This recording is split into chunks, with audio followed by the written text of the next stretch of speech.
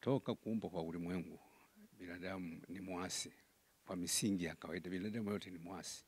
Yote ambayo yanafanyika ni kujaribu kumleta binadamu chini ya mstari wa kufuata sheria. Vinginevyo ingekuwa ni ngumu, lakini hiyo sio sababu watu warudie kufanya makosa.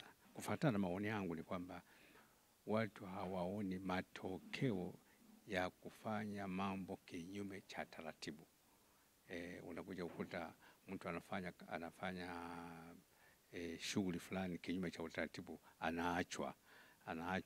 Sasa wengine wanapomwangalia kwamba huyu anafanya hivi halafu afanye jambo lolote, wanasema kumbe kufanya hivi jambo la kawaida, unakuta kwamba linaongeza.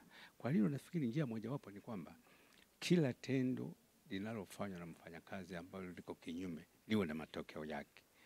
Na mimi ndio nimekuwa nikisema hivyo kila wakati kwamba liwe na matokeo. Mtu akifanya kosa hili au ndio, na viongozi wajiepushe kufanya mambo ambayo yako kinyume na utaratibu. Itakuwa jambo jema sana, kwa sababu kwa mfano kiongozi wa level kama ya waziri au katibu mkuu anakupa maelekezo ambayo yako kinyume cha utaratibu kwa sababu ya maslahi yake, inakuja tabu, inakukwaza pamoja na kukataa, lakini inakukwaza. So baadaye utapokuja kupata uongozi, unaweza leo ukawa unashawishika kwamba kumbe hata mimi naweza kutoa maelekezo ambayo yako kinyume cha sheria. Kwa hiyo ndio nafikiri ndio jibu langu.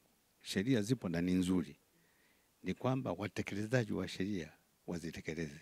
Mtu amefanya makosa aadhibiwe kufuatana na makosa yake. Akiachwa anamwaga sumu kwa watu wengine.